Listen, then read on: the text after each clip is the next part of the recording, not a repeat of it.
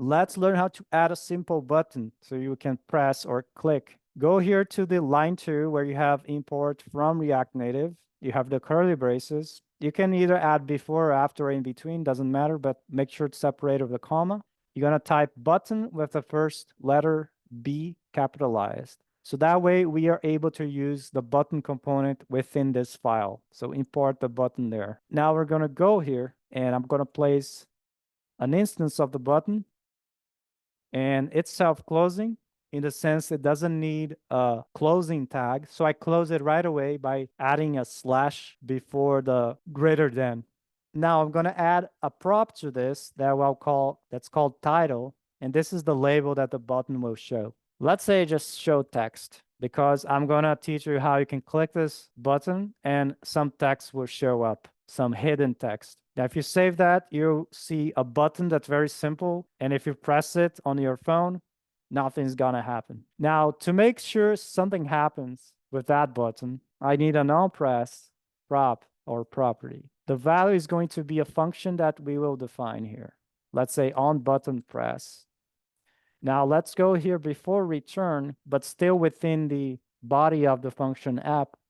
We're going to say function keyword on button press, the same name I used for the value for on press here. Notice there's no parentheses here, okay, in the pair of on press and on button press there. Now going back to the definition of the function, that's when we need parentheses. Now I don't really care about the parameter right now, so I omit that. Now on button press, I want to do the following. Let's take this hello world text here. I want to hide them all initially, but when I press the button, I want to show these hello world. How can we do that? So we need to keep track of whether this is shown or not. So I'm going to need to keep track of state. So from React, if you want to store anything that can be changed, we store in the state. So I'm going to use a hook from React called React useState. Now to do that, let's import React here at the top, import React from React. So I can use React.useState here. Now the useState here will be a value false initially, because this will be a value that will be used whether we show this text or not. So let's call this show text. Remember, when we call useState hook from React, we pass the initial value of whatever we're storing. And then this will return an array of two things. The first being the value that's stored. In this case, will be initially false, a boolean. And the second is a function that we can use to modify or update that value. So we can use the destructuring notation syntax from JavaScript to extract those two elements into two separate variables here. If we use the const square brackets like this with two things separated by comma. So the second one is the function to change it. I always write the same name here, but with the set prefix, and everything should be camel case. So this variable show text will determine whether the hello world messages will be shown or not. Initially, it was false, meaning do not show the messages. Now, in order for them to disappear, I must have a call here. Now I have to have curly braces because I want to interpolate the value of this variable instead of saying the literal characters show text. So the value for show text here will appear here. Now, if that's true, I want to short circuit with this double ampersand to show these texts here. Now notice I use parentheses because I want to put them in a new line. Okay, so be careful what you type there. Now I have three things I need to return here, but that's not really possible. So I have to group these into a single entity. And there are different ways of doing that. You can use a React fragment, or you can use a view. Either way, if you want to use a React fragment, simply do react.fragment here, and then enclose everything you want so that they are now placed into one thing. Some people are lazy, they don't like typing react.fragment, so they just type the empty angle brackets like that. That's the same thing as react fragment. Okay, so when we save that, you should no longer see the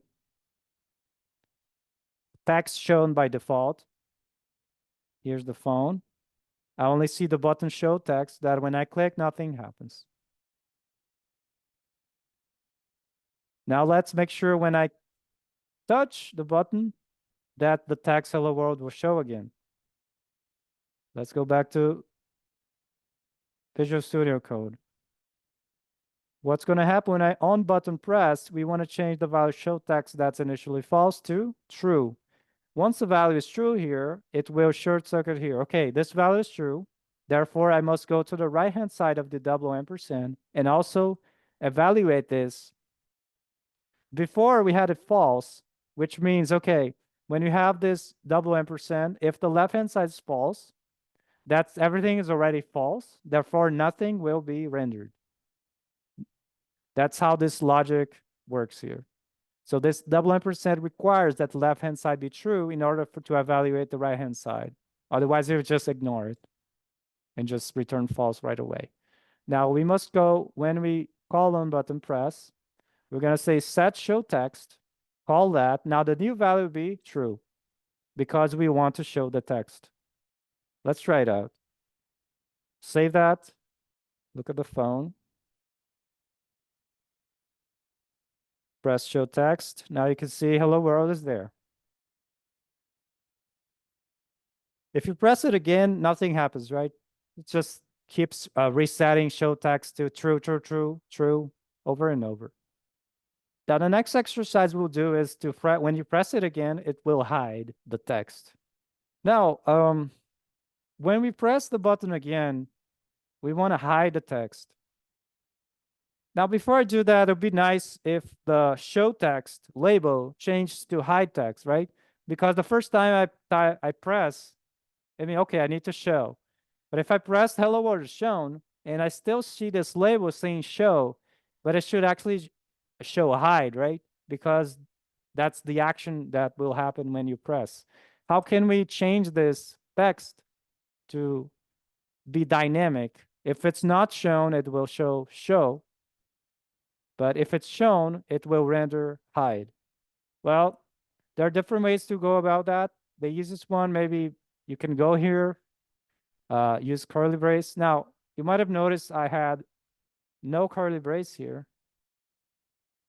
And that's because if you have a string, you can optionally drop the curly braces from this syntax.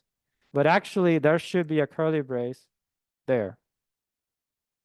Now, we're going to do the following. We're going to check show text and use a ternary operator.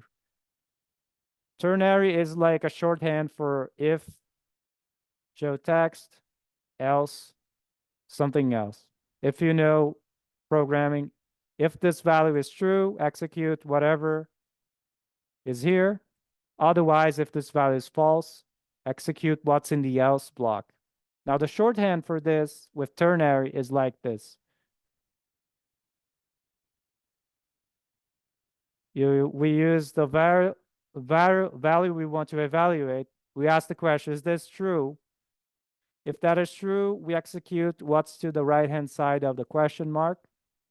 If this value is false, we execute what's to the right-hand side of the colon. So I'm going to use this here. So show text, if true, meaning the text is shown right now. I want to show hide text. Otherwise, colon, I want to show text, because if show text is false, it will show what's to the right-hand side of the colon. Let me enable my word wrap so we don't have to scroll there. Okay, now save that. It should show hide text now when it's shown. But still, it doesn't do anything when it press. Now let's do on button press here. No, it's setting show text to true no matter what. So we have to follow the same logic we did for this text. But in this case, I'm going to use if and else to show you how we do the same thing instead of using ternary. So if show text, we're going to do something if it's true. Else, we're going to do something else if it's not. So if show text is true, meaning it's shown, we want to be able to hide it, right? So we're going to say set show text to false. Now, else, if show text is false, meaning it's already hidden, we want to be able to show it when we press. So set show text true, put it inside the else block there. Now let's verify if it's working. Let's test. I have my phone here. It's in show text is true right now. So if I press hide text, show text becomes false. Therefore, hello world is not shown. So if I press again, appears. If I press again, it hides. Okay, now why is this happening in the sense of React? So it is assumed you have some React knowledge, but we can always review it. So React here is keeping track of a state variable for the show text, initially false. So the first time this component or app renders, it's going to be rendered with show text having the value false. Therefore, here in the return, it will use show text because show text is false. Imagine false was replaced here. Therefore, show text will appear. Now, the moment we press on button press, it calls this function that we defined, and it checks, okay, what's the value show text right now? We know it's false, so imagine there's a false there. If there's a false, it means the block for else is executed, and the if block is ignored. Therefore, we call set show text on line 13 with the value true. What does this do? Well, it changes the value of the state variable for show text to the value true. The moment you change the value in state, React will react, literally. It will re-render this component app, meaning this function will be called again. Now, it will be called again with the value for show text being true. Therefore, in line 20, show text imagined as a true there, replaced. It will show hide text because it's true. And then because it's true here as well, show text, it will short circuit to the right-hand side of the double ampersand and render this fragment with the three text components saying hello world.